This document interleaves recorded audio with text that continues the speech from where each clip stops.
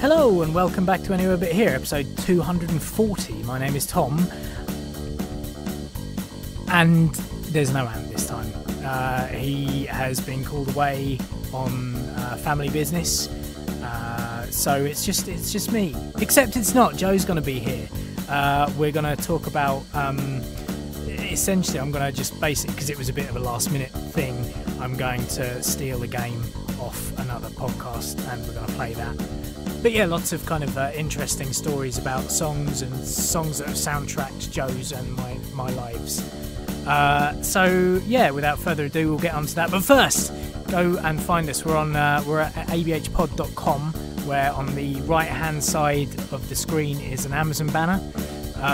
If you're on mobile, you've got to scroll down a little bit to find the Amazon banner. Go through that, do all your shopping as you would usually do on Amazon, and we get 5% of your total basket spend at the end. It's a great way to keep us fluid, basically, keep us on the air. The other way is to become a Patreon member, a supporter, as we prefer to call you, where basically you go through, click through the Patreon link and sign up for as little as $1 a month. You can pay more if you want, and for $1 a month you usually get an extra podcast, be that an After the Podcast, which is a whole extra podcast that you don't get usually on the main feed. No one else listens to it but patrons. You get spoiler casts on the weeks that we actually record them instead of the release weeks when they come out on DVD and Blu-ray. And you get access early to the YouTube content when Ant and I decide to sit down and play computer games together. So that's good fun. You can find us on Twitter at ABH Pod and Facebook.com/ABH Pod, and the YouTube channel is YouTube.com/ABH Podcast. But yeah, so without further ado, Joe's here, which is lovely. Let's talk about some music. But first, it's also St. Patrick's Day. Enjoy.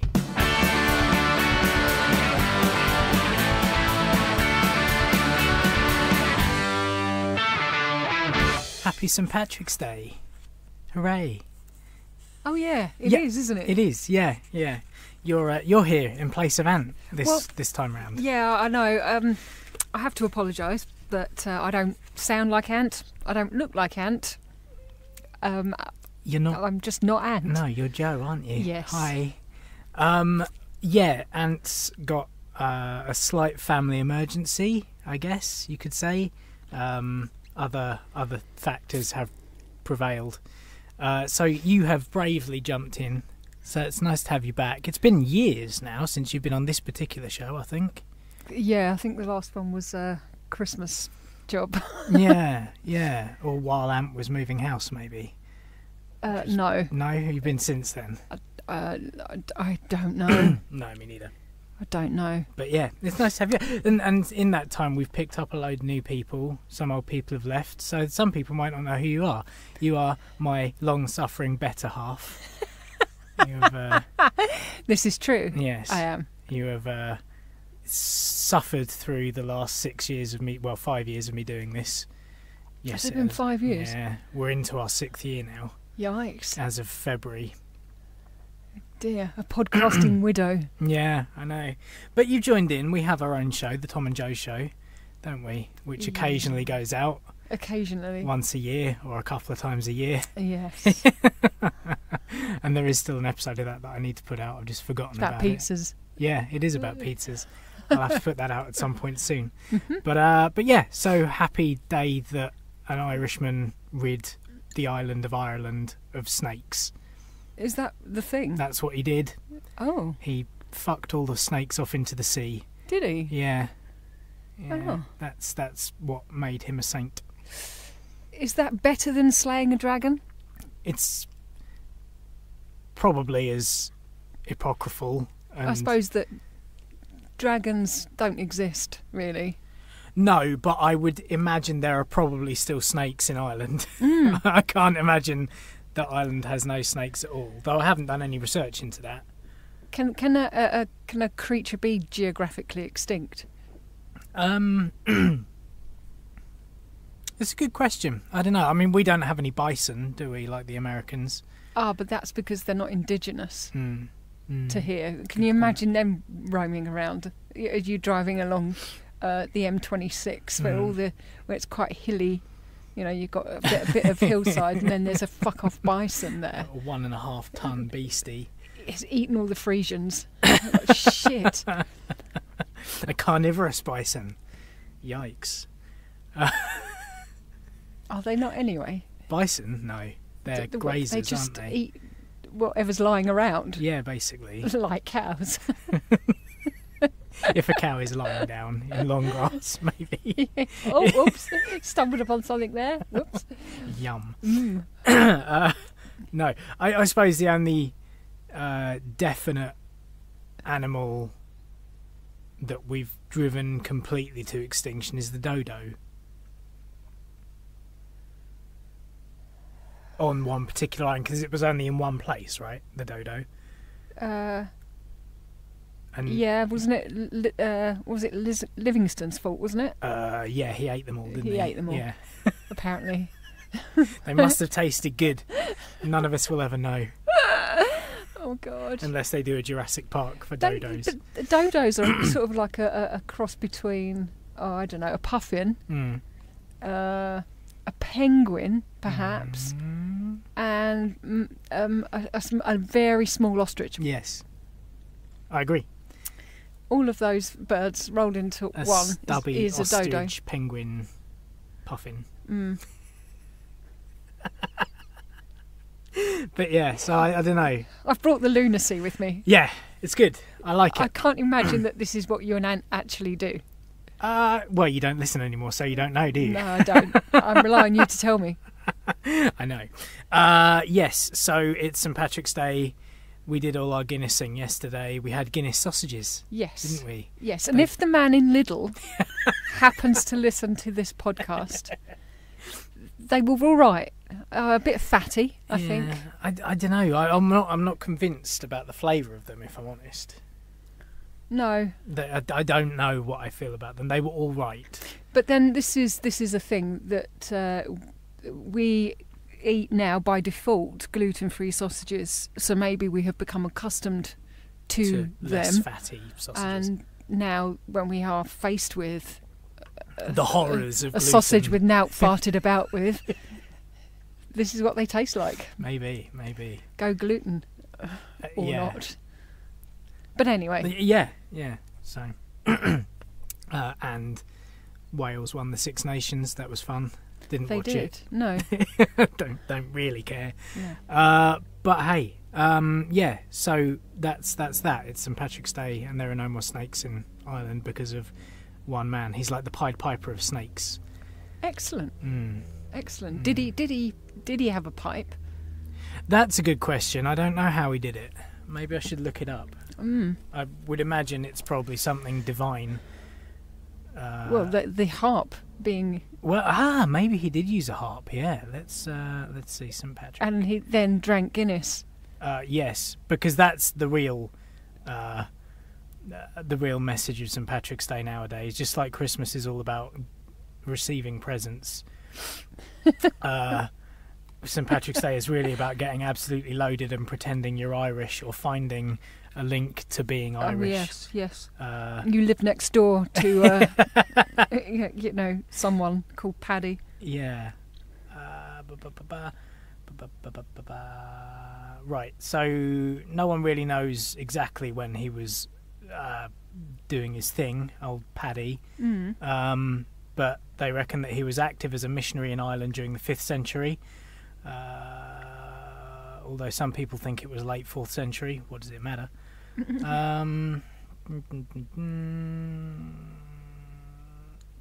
This is all a bit boring. He was taken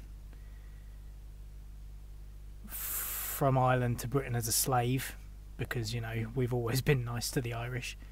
Yeah, it's nice to see that in the Church of St. Bennin's in Ireland, he's actually wearing a nice fetching green outfit. That's cool. Yes. And he's normally holding a shamrock as well. Well, he's not in this one. Is he not? No. Well, he is in St. Benin. Yeah, it's St. Benin's church. He's I've not got another holding. one further down. Oh, I see. Yeah. Very weeny. Very weeny shamrock. My eye was drawn to the slightly longer, scary scythe-looking thing in his left hand. Right. Yeah. That's a crook, isn't it? Like a shepherd's crook, right? Well, could possibly. A scythe sounded more impressive, but if you would like him to be just a basic shepherd... He's not like death. Well, he was to the snakes, I guess. Here we go. The absence of snakes in Ireland has been noted from as... Oh, there aren't any snakes in Ireland. It's been noted from as early as the 3rd century by Gaius Julius Solinus. But later legend has attributed the banishment of all reptiles from the island to Patrick.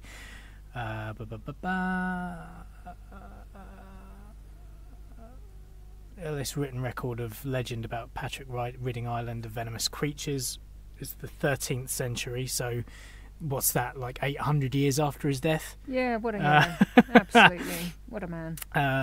Gerald of Wales expressed scepticism about the veracity of the story. Good old Gerald. Gerald of Wales. The more familiar version of the legend is given by Jocelyn of Furness, who says that the snakes had all been banished by Patrick, chasing them into the sea after they attacked him during a 40-day fast he was undertaking on top of a hill. Good God. The hagiographic theme of banishing snakes may draw on the biblical account of the staff of the prophet Moses. Moses and Aaron used their staffs in their struggle with the Pharaoh's sorcerers, the staffs of each side turning into snakes. Aaron's snake staff prevails by consuming the other snakes. However, all evidence suggests that post-glacial Ireland never had snakes. At no time has there ever been any suggestion of snakes in Ireland, so there was nothing for St. Patrick to banish, says naturalist science Nigel Monaghan, keeper of natural history at the National Museum of Ireland in Dublin. I suppose that's then almost like saying, well, George never slayed the dragon because they're not real. Let's create a legend. Well, it's all legend, isn't it? I mean, he must have done something nice. He was a missionary of some sort. Yeah, he was a good man. They reckon that his walking stick grew into a living tree. Oh, well, there we go. An all-round good bloke then. Well done, Pat. Good old Paddy. And that's why, and so no harp. He drove them out with his stick. Which turned into a harp. We can add to the story. Yeah, maybe the tree that it grew into had spiders' webs hanging off it, and in the breeze... It sounds like a harp, and that's why we all drink copious amounts of Guinness. Absolutely correct. But yeah, no snakes in Ireland. We've learned something today. Hooray!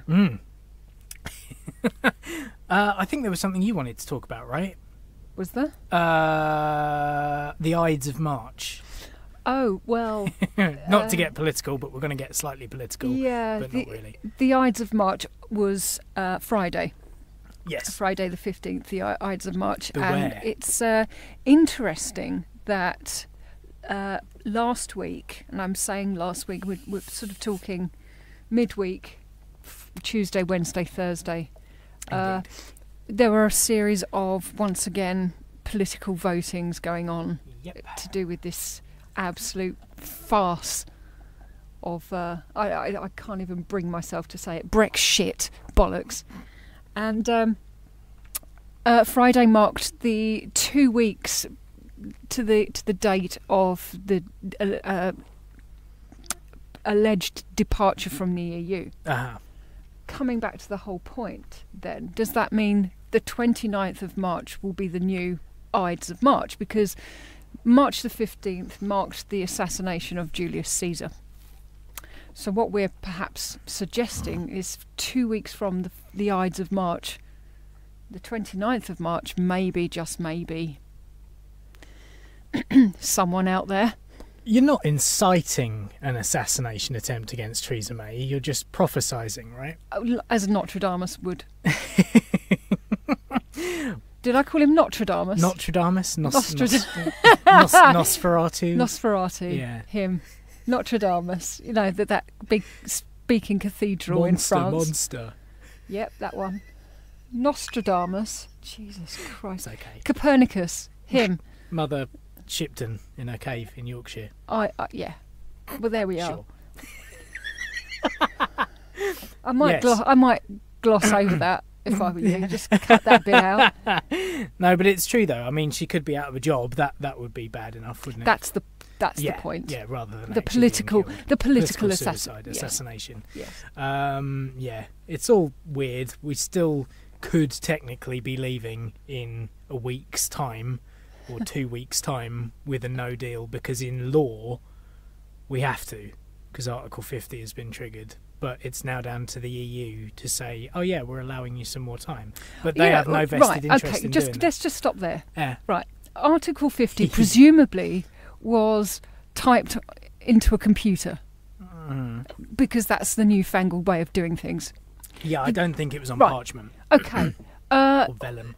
The Egyptians engraved hieroglyphs onto the Rosetta Stone. Mm-hmm. Now, if you fuck up there, you can't really go back and cross one of them out, That's can true. you? Yeah. Right, the Doomsday Book, presumably that was written in pen and ink. Yeah, quill. Mm-hmm. Again, looks a little bit messy because there was no Tipex invented back then. Mm-hmm. So if you put something into the Doomsday Book, you've either got to just cross it out or you can leave it. But it could be crossed out. Right. Article 50. Open up the file on the internet or where you've saved your Word document with Article 50 in it. Delete. Save new document. How about that? Yeah. I mean, it's stupid, isn't it? 2 years of mucking about. I don't understand and all of said this. the other week that it was kind of like when you're going into school for the test and you're still doing not your test, sorry, but you've got to hand your homework assignment in and you're still doing it on the bus on the way into school. That's what it's felt like, which I thought was quite an astute. Yeah, well, quite a good yes. euphemism. We're sort of waiting for her to say, my dog ate my homework. Yeah. Which, a couple of them have technically kind of done. It's all ridiculous. Anyway, let's not, get No, too that wasn't the point. No, it's not the point. I had a little kind of game that I wanted to play based on a podcast that I listened to called Off the Beat and Track. Okay. And essentially I would, I obviously, because I'm stealing the game and I like the podcast that I listen to, and therefore I would encourage other people to go and listen to it. It's very good. But essentially the point of it is it's 7 questions about music. Okay. Essentially, and it's music that maps your life. Okay. And so I thought that would be an excellent, seeing as this was a bit last minute anyway, and we don't really want to talk about politics, but politics is all that's going on. I could have just asked you what you think of Punisher, but we're not finished yet. No, don't ask me that. And it's good. Yes. Yeah. So I thought this would be much more interesting. Okay. Okay. Off we go. So the first question is what song has the greatest intro? As the intro question, what song do you think has the greatest intro?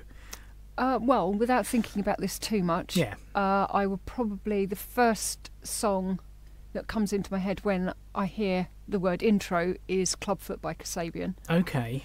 And then when I think about that, I then think I haven't remembered Planet Telex by Radiohead. Okay, yeah. And then obviously then it goes into sort of technicality, so I'm going to stick there for now. So like Clubfoot or Planet Telex? Yeah. How does Planet Telex start? Oh, it's all swishy. Right. And then I shouldn't really. You don't have to play it, but well, I know. We'll talk over the top of it anyway. Yes, we will. It's just that I can't quite remember the song. I know that I like it, but I can't remember how it starts. Because Clubfoot does have a brilliant opening. It does indeed. What would be yours then? While well, it's funny. I was playing some stuff earlier on, and I'm surprised you didn't go for a Beatles song. Actually, I'm surprised you didn't go for something like Help. Oh, right, yeah. This is the beginning to Planet Telex, right, where it kind of goes all swishy, like you were saying. And then that's it. Yes, yeah, absolutely, 100%. Amazing. That's a great opening. Amazing. Yeah. Yes, of course. Well, no, I'm not going to go for Beatles where it's too predictable. Like, I wouldn't go for a Floyd one because it's too predictable. Because, that's just what people know of me. Yeah. Beatles and Floyd, and I just kind of feel that there are others that perhaps are more inventive. But equally, like you said, it's the first one that came to your head right then. Yeah. And that's normally the case, that will be the one that, Well, then, when I think about it further, I could probably say the opening track to Enigma's MCM XC album is a spoken part, but it's, again, very clever because it's very atmospheric. Yeah. I was thinking earlier on when I was playing through a couple of songs up in the house that there's not much else. The greatest intros, I think, are songs that you can tell you know exactly what the song is from the first note. And I think Ace of Spades is one that has that. Nothing else sounds like that. Ding, ding, ding, ding, ding, ding, ding. Yeah. Nothing else sounds like that, and it's also really energetic. Yeah, it's quite fast and furious, isn't it? Yeah. But then I'd also say there are probably a few Rage Against the Machine songs that you could chuck in there. Yeah, maybe. But I can't think of any off the top of my head, but I'm sure there are. Killing in the Name, possibly. Yes. Bullet in the Head. Just Tom Morello's inventiveness.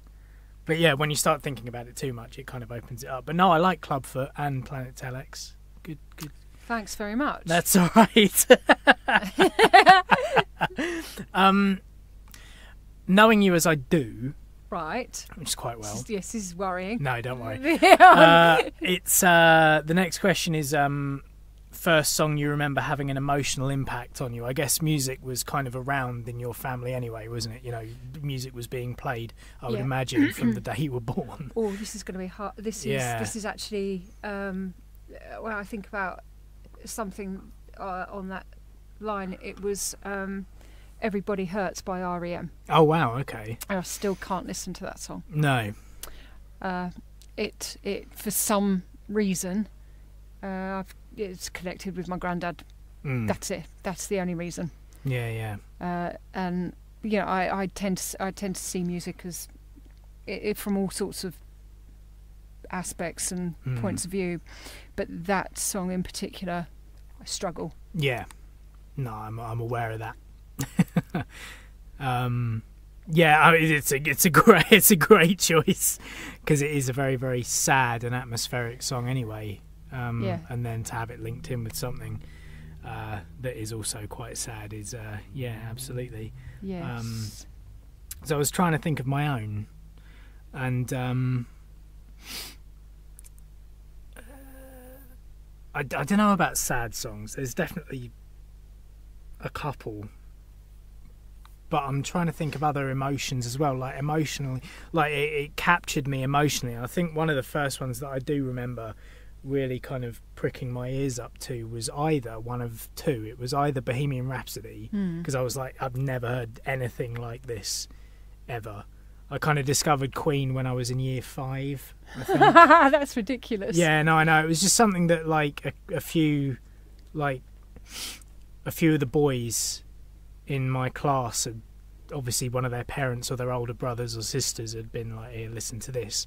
And all of a sudden, like, I think it was also probably around about the time the Platinum collection came out. Oh my. Or the first one, maybe. The greatest hits, the number one, maybe. And also Don't Stop Me Now as well. Just I remember that being like the most fun song I'd ever heard. But also the other one I think was Should I Stay or Should I Go by The Clash. Righto. Because again, it was on this compilation. It was on one of the first Now compilations. And bearing in mind that my mum's musical taste is not as wide-ranging as, say, your dad's, for example, or for lack of a better word, good. She's got much better now. She's got a much wider range of taste now, but it used to be, I remember the tapes that were being played in the car on the way to school were either Jason Donovan, Jesus, Wet, Wet, Wet, God, Right Said Fred,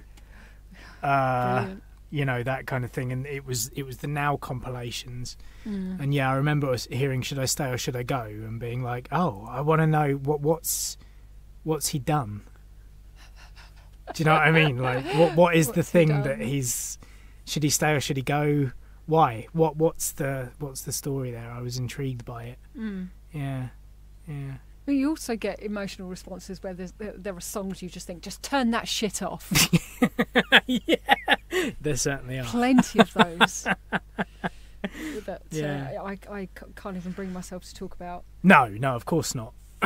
But you know, going back to Everybody Hurts by R.E.M., you almost get a feeling that Michael Stipe is crying when he's singing that song. Yeah, there's like little cracks in his vocals, aren't there? And that doesn't help. No. At all. And also, there's just it's so vocal driven as well. There's very little musical accompaniment in it too. So you can hear every word. Yeah. It's such a beautiful kind of guitar sound, but it, like you say, it is in the background until the ding, ding, ding bit, which kind of leads into the Everybody Hurts line. Yeah. Beautiful. What's the first song that you bought? Oh no. What, personally? Yes, because if you're bought something by someone else, it's their choice.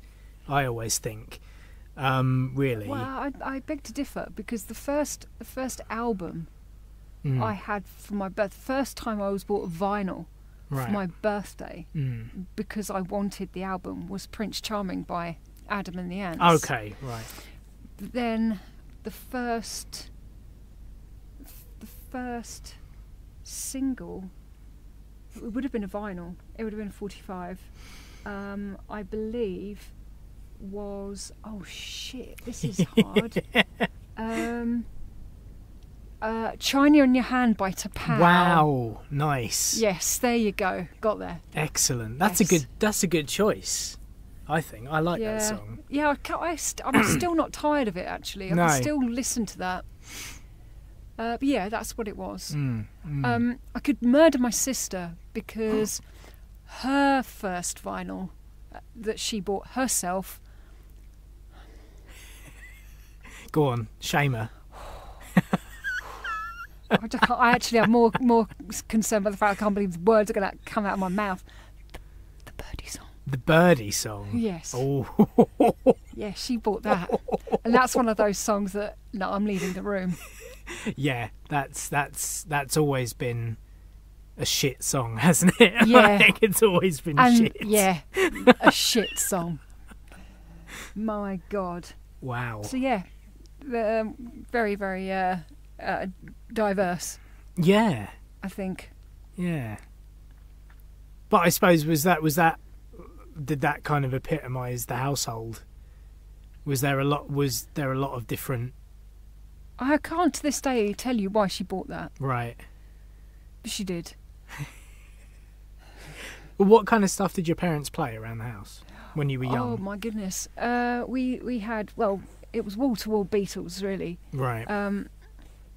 And I think my mum had a much better singles collection than my dad. Oh, right. In fact, because when my grandparents were having a clear out, my mum's parents were having a clear out, one of the things that we did do was raid my mum's record collection.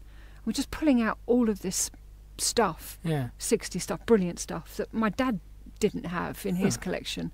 Interesting, because your dad's a bit of a muso. He's been in bands and stuff, hasn't he? Dad's sort of album collection consists of he's got The Flying Dutchman by Wagner. Right. He's got stuff by Buddy Rich. You should go and have a look, really. I should, shouldn't I? But it only became sort of transparently obvious that he was into other things when I started to become more aware of music and was bringing stuff home. Yeah. And then, but yeah, really, most of his stuff was Beatles. Because you introduced him to Led Zeppelin and stuff like that, right? I did. I did. Floyd? No, that was his own discovery. Well, again, that was odd, but that was his own discovery. Yeah. But now he's fully furnished with all the decent Floyd albums. So that's all good. And I think Elton John, and then when McCartney went solo, we had all of that as well. Good choices. Much better than mine. Bay City Rollers. Brilliant. Yes. Yeah. As I think as well, because the first album I was bought was History by Michael Jackson. Oh, yeah. On double cassette. But again, it wasn't my choice. Great album. Except for Earth Song, obviously. But the first single I bought myself was 1 Week by Bare Naked Ladies. Yeah, can't stand that. Oh, I don't know why. It's brilliant. Again, on cassette. But no, to Pow, China in Your Hands. Because there's always that... kind of that want to be a little bit like, oh yeah, well, you know, the first single I bought was some obscure, you know... Oh, yeah, no. Or like, you know, it was, I don't know, something super... Yeah, or by like you know, one of those comedy bands, like the Wombles. Yeah, at least it wasn't as bad as that. Yeah. To Pow. It's Yeah, a good one. not I bad, like it. not That's bad. good. I'm learning stuff. I like learning stuff. What's the song? Oh, I was actually sorry. I was going to add there. Yeah, please do. Just as a something that I remembered. My dad actually introduced me to the Hives. Right. Interesting. So just for, you know, that reversal of things. But yeah. Yeah, because he came home from work one day and he said, I bought this album today and it was your new favourite band. Yeah. And I looked at it and I went, okay, put it on. I'm like, when are you hearing about this? You know, and he never reveals his sources either. Very secretive right. man. So yeah, Likes straight to out and bought that. Have the high ground. I'm not telling you. Indeed, that's it. And he won't budge. So to this day, still don't know how my dad discovered the Hives. There you are. And then kept asking, have you heard of a band called the White Stripes? Yes. Did you know they record on an 8-track? Okay, brilliant. That band Muse, what are they like? So yeah. It's weird, isn't it? Had that 20 years ago. Around about that time, my mum was starting to get into stuff like Franz Ferdinand, and she bought their album and Kaiser Chiefs and stuff like that. Yeah, Dad's got that too. And I was suddenly like, hold on, you're encroaching into my world slightly here. Yeah, but it's quite cool. Yeah, and actually, she now, you know, her and Nigel buy all sorts of stuff like Ellie Goulding, and like they're much more contemporary than I am. Much more contemporary. A bit frightening. Yeah. But I think one thing that Dad said was that no music should be specifically for a genre or a generation. Right. Yeah. Yeah. Or a decade. Absolutely. That it needs to be fed through. And you know, and I think that's kind of important. And the same, you shouldn't really create musical distances between yourself and your parents. Really, there should always be some sort of common ground that you have. Yeah, definitely. Yeah, I like it. Right, next. So what's the song that reminds you of your school days? Oh my word. What was a big song for you at school? Got to be Stand and Deliver by Adam and the Ants. Yeah, is this primary? Yes. Or, yes. Yeah. Yes, primary. Right. That does, because everybody was trying to be Adamant. Right. Because he came along and he had his plaster of Paris. Strong look. He did, yeah. That does definitely. Right. Which is interesting. I'll see if I. What about the dance? Was doing the dance? For Prince Charming. There was for Prince Charming. It was the hands up in the air, crossing over. That yes, we used to do that all the time. and get it wrong. What about you? I don't know. I mean, all I remember about primary school, I think I went to 1 or 2 school discos in primary school. And there must have been tunes. Like I say, I remember Don't Stop Me Now being a big one. It must have been around the kind of re-release of Bohemian Rhapsody and well, the it would have been release that album, wouldn't it? Was it on Yeah, a later it was on the album? Greatest Was it? Hits. The greatest hits, yeah. It was on there. But I think I really properly got into music only when I was in secondary school, really. And at the same kind of time, late 90s, you had all the kind of pop punk stuff, and it was probably something off Enema of the State. Yeah. You know, All the Small Things, or actually, do you know a couple of songs that followed me round at teenage house parties that were just played all summer around about my GCSE years was either Tribute by Tenacious D or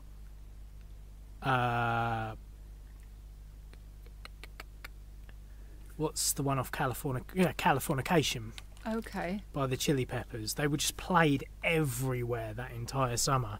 Right. And that's quite late on in school, but Yeah. I suppose on the same ilk, then Smells Like Teen Spirit was right. a slightly later song, obviously, but played everywhere Yeah. all the time. And so was either Paradise City or Sweet Child of Mine. Couldn't get away from those. Every bloody thing.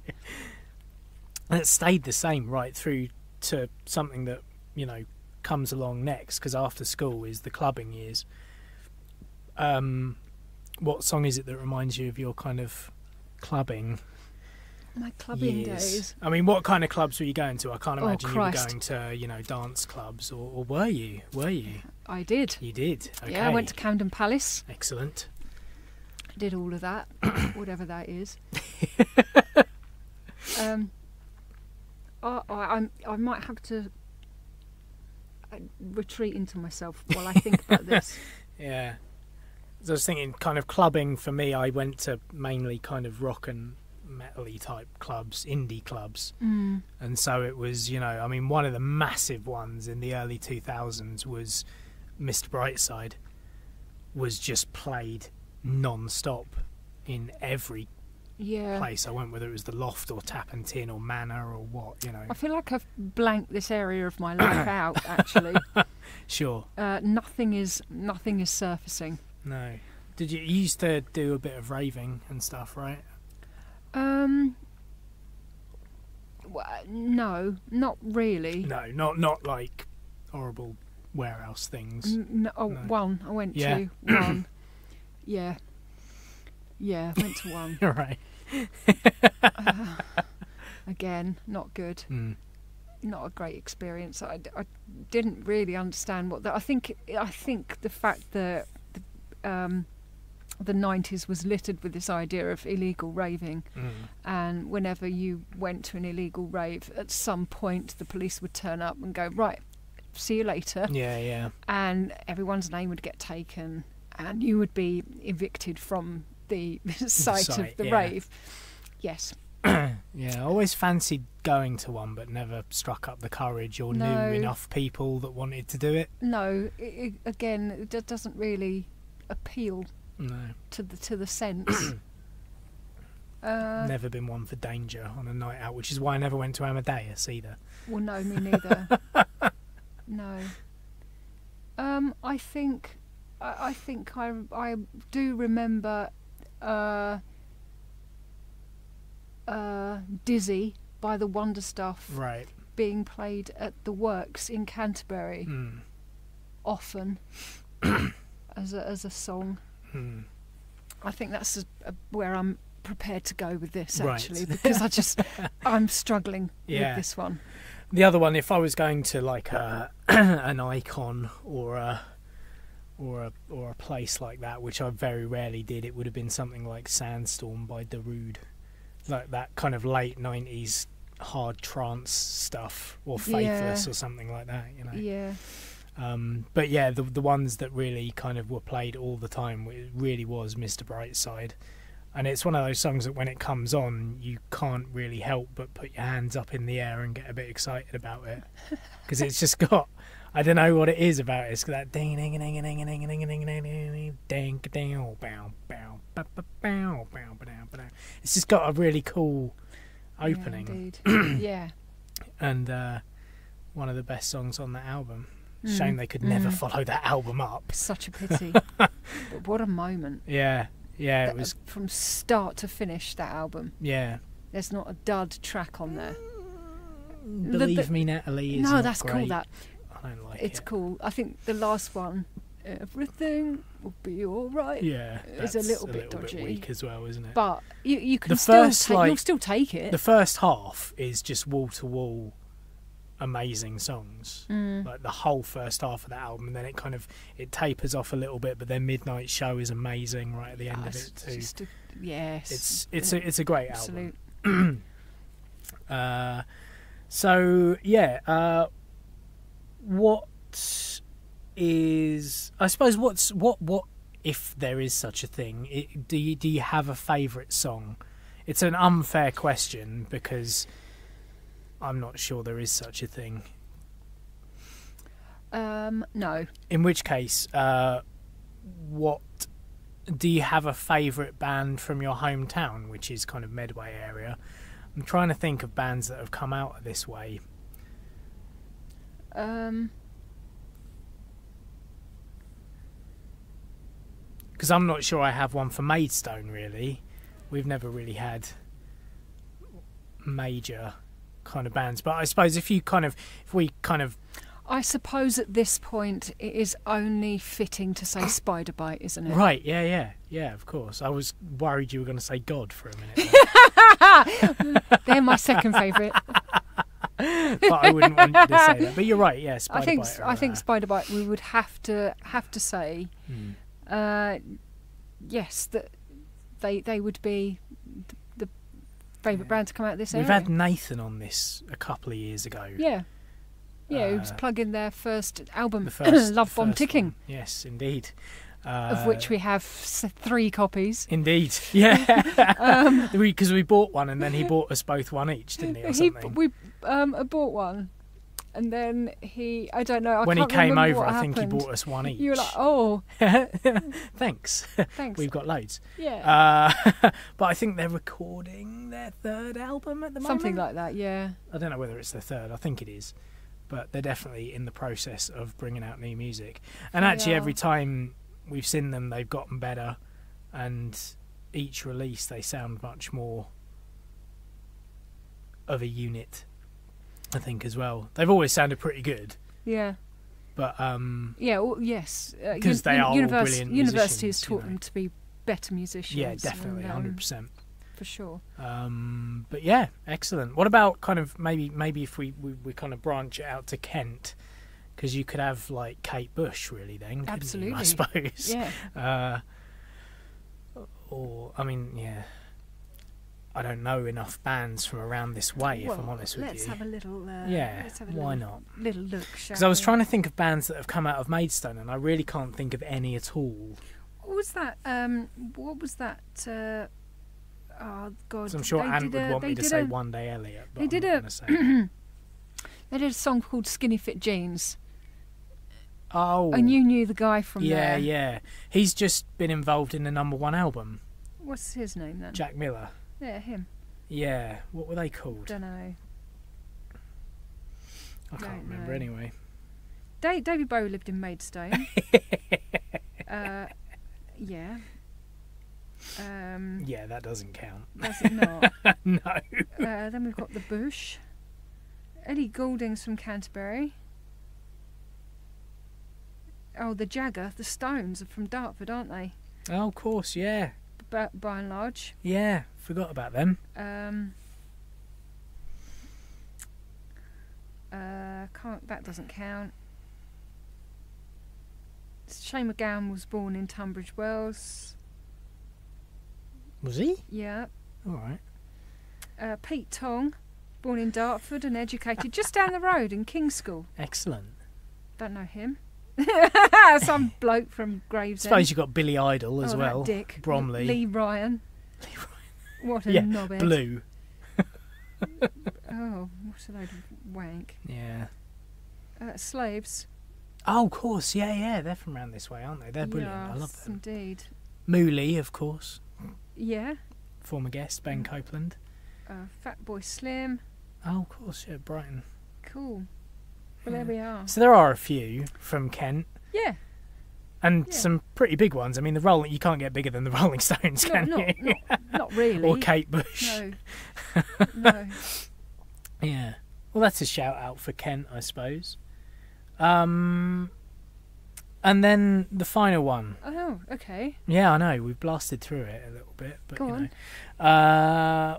Is there a song that you love that others might not know about and you think they should? Oh. I am going to say yes. Mm-hmm. I wish I'd been pre-warned of this. Sorry. Because I would, yeah, I know. I would definitely have come up with a list of things. Yeah, I'm a bit naughty like that. Others should know about. Yeah. Well, yeah, okay. I'm just gonna go for one without sort of again looking. Something's just come to mind. Mm-hmm. That sounds like it is a lot older than it actually is, and it's That Thing You Do, and it comes from the film That Thing You Do with Tom Hanks in it. Thanks. And it's such a good song because it's so upbeat, and I don't think enough people know about that song. Unless you've seen the film, you wouldn't know that song exists, and it's great. And yes, it's got a real 60s vibe to it. I like that song. Okay. Quite a lot. What about? I mean, it's a great song. Yeah. Definitely. Yeah. I was just thinking about maybe the White Buffalo. Yes, I was going to say him. Yeah. Just because he's on the soundtrack of The Punisher, and it's something that we've been listening to. Yes. And you've gone out and bought a couple of albums by him now. Yeah, I also think Gary Clark Jr. has some weight behind him too. Mm-hmm. And these are all kind of country rock kind of type things, acts, aren't they? Yeah, very much so. Which you're quite a fan of the country rock genre. Yes, because I like Cadillac 3, Alabama, something or other, Blackberry isn't it? Smoke. Blackberry Smoke. Yeah. Yeah, all good. Interesting. Yes. So yeah, I've managed to learn a couple of things. Have you? Today. Yeah, well, especially the big takeaway for me is to Pal. I guess. Hurrah! What a gem! But yeah, I quite balk at that. No, of course not. I love that song. I think it's great. And also, the band is named after a Star Trek character as well. Yes. Yeah. I'm aware. Yeah. Great. Good stuff. Yeah, like I say, that's kind of stolen off the beaten track, but it might be a conglomeration of a couple of podcasts. I'm not 100% sure. I think there might be a couple of questions in there that I got from somewhere else. That's fine. But that's the gist of it, and like I say, I recommend going to find them out, because the guy who's on there, he gets actual musicians on to talk about, or like comedians and stuff to talk about this kind of thing. Cool. Yeah, I know. And you're left with me. And they're largely from Essex as well, so a lot of them are like, Depeche Mode is obviously the band that we love from our home county. Yeah. Because, fair play. It's Depeche Mode. Basildon. So thank you very much for stepping in. You're more than welcome. Today, I hope... I'm only here because I have actually finished my work. I thought you were going to say I'm only here because I have to be. Won't be allowed in the house. You did offer without an invite, so that was lovely. Yes, I did. And Anne and Liz both say thank you as well. Oh, really? Yes, they do. So we hope that, Liz's parents get better soon. We do indeed. And hopefully Ant will be back with us in a couple of weeks' time. So until then, my name has been Tom. And as always, I'm Jo. See you next time. Bye. Bye.